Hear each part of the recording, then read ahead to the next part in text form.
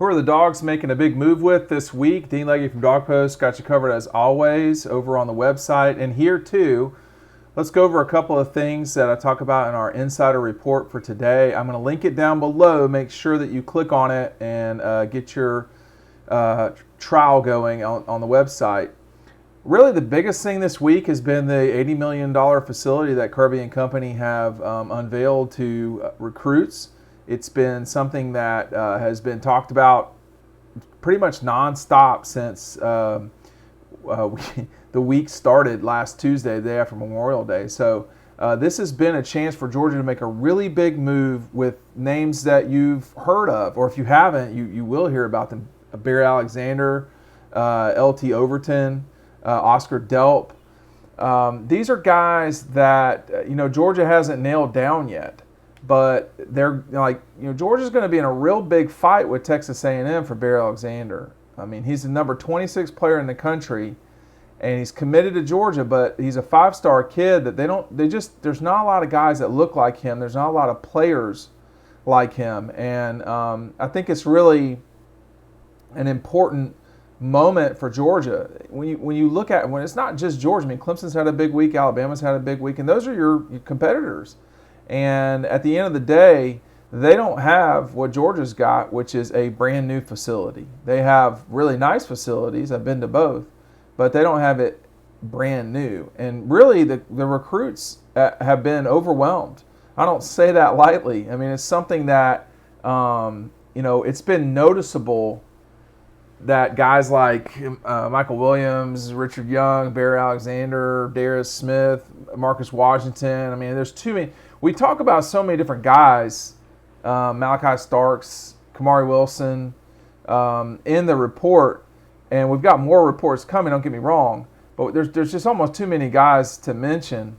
And you saw the reaction of these players in their social media feeds. You hear from folks around them, insiders. This was a really important week at Georgia, and I think that Georgia had a really good week. Those are not always two things that happen at the same time.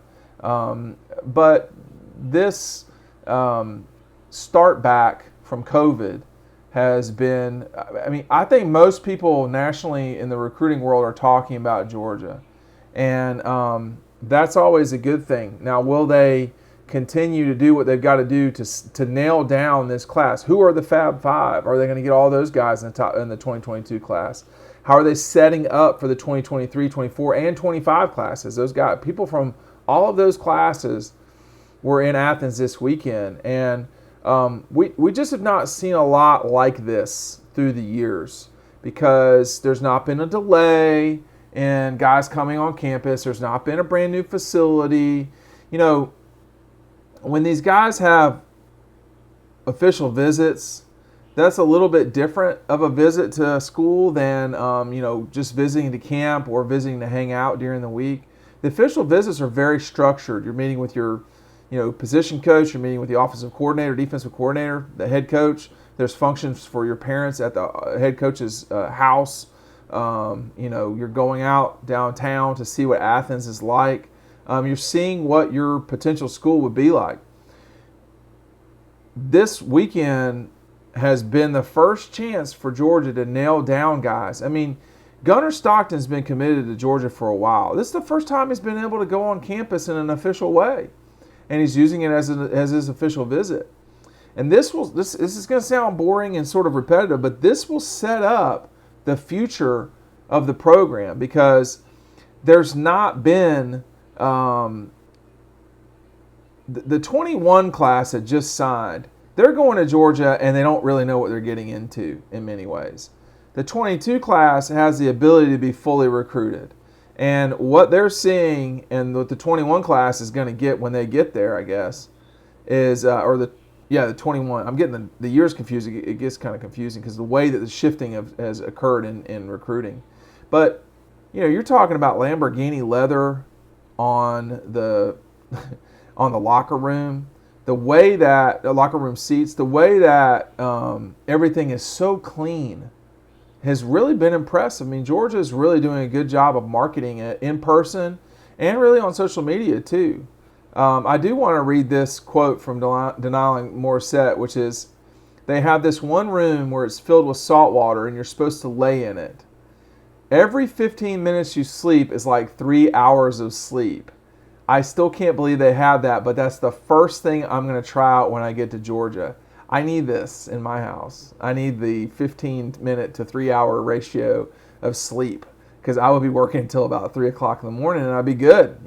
I do work till 3 o'clock in the morning. Sometimes it doesn't work out so well. But I mean, we talk about what, battle gear is, $12,000 locker rooms. You got your salt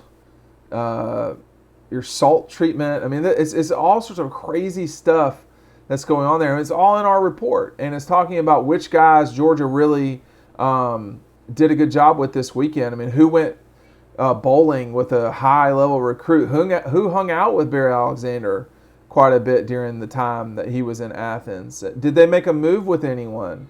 What's going to happen with these official visitors? These are all things that you really do need to check out over on dawgpost.com, dawgpost.com.